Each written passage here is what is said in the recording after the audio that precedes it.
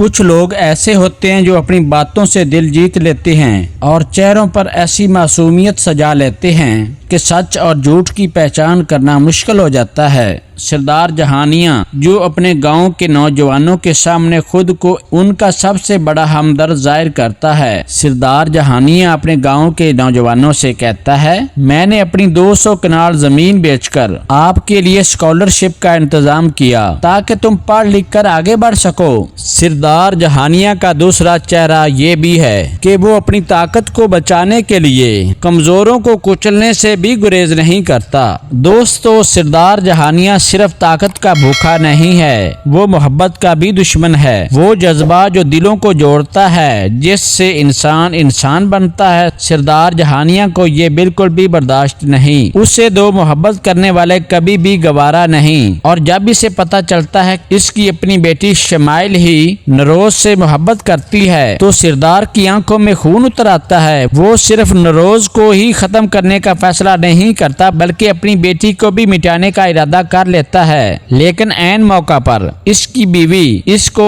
ایسا کرنے سے روک دیتی ہے۔ لیکن دوستو، دوسری طرف سردار جہانیاں کی بیوی ہی اس کے ساتھ بے وفائی کرتی نظر آ رہی ہے۔ وہ تو اپنا دل جبرو پر فدا کر بیٹھی ہے۔ وہ بار بار جبرو کو اپنی طرف متوجہ کرنے کی کوشش کرتی ہے، نگاہوں سے، باتوں سے، حتیٰ کہ سردار کے سامنے بھی وہ جبرو کو نظر انداز نہیں کر پاتی۔ یہ محض محبت نہیں تھی، یہ سردار جہانیاں کے گھر کی بنیادوں میں دبی ہوئی آگ تھی جو ہر وقت سلگتی رہی، اور ایک دن ایسا آیا جب یہ آگ شعلہ بننے کو تیار ہو گئی۔ سردار جہانیاں جس کا اثر گاؤں کے چپے چپے پر ہے، جو ہر سازش کی بو پہلے ہی سونگھ لیتا ہے، جو دوسروں کی نظروں، لہجوں اور قدموں سے ہی ان کا ارادہ بانپ لیتا ہے، وہ شخص ایک ایسی سچائی سے اب تک بے خبر ہے جو اس کے اپنے گھر میں اس کی آنکھوں کے سامنے پل رہی ہے۔ اسے یہ معلوم ہی نہیں کہ اس کی اپنی بیوی جو سردار کے وقار اور عزت کی رکھوالی کا دعویٰ کرتی ہے، جبرو کے ساتھ کیا گل کھلانا چاہتی ہے۔ دوستو، دوسری طرف سردار جہانیاں اپنی بیٹی شمائل کا نکاح نروز سے کروانے کا کہہ تو چکا ہے، لیکن کیا وہ اپنی دی گئی زبان پر پورا اتر سکے گا؟ کیا سردار جہانیاں اپنی بیٹی شمائل کا نکاح نروز سے کروائے گا